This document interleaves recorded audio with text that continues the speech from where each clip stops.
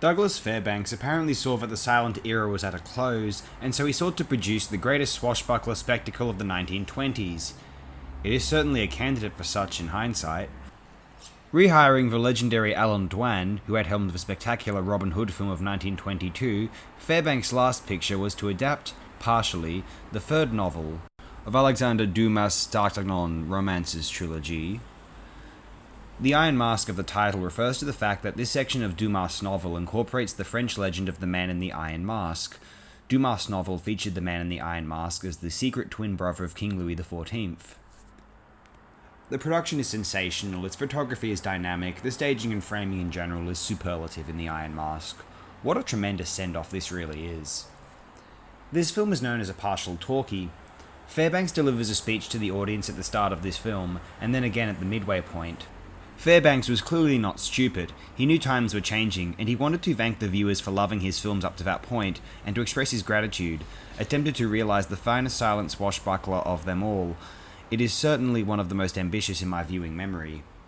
From Robin Hood to The Black Pirate to The Iron Mask, what a tremendous decade of work for Fairbanks indeed.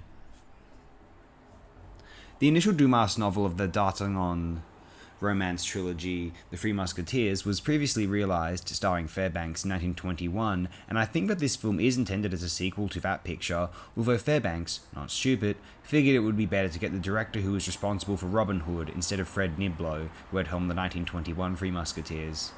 I've seen that picture, and it is fairly pedestrian in comparison to Dwan's work directing Fairbanks, or Albert Parker on The Black Pirate, while we're at it.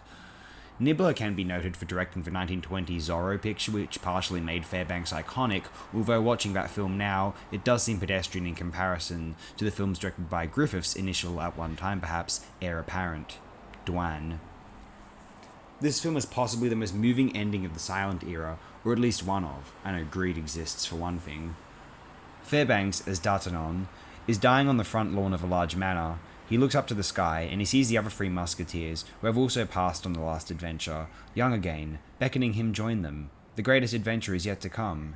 He happily passes on into the next world, and now, young forever, they ride on, preserved in their prime for all of time, to go on adventures from now and forevermore.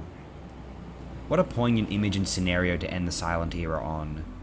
I nearly teared up. I found it so happy and beautiful, and yet a firm, definitive goodbye. The Iron Mask might not have been so effective if someone else had helmed it, so thank Douglas Fairbanks for, likely, ensuring that Allan Dwan was in charge, and so today we may name it as one of the greatest adventure pictures of the entire silent era.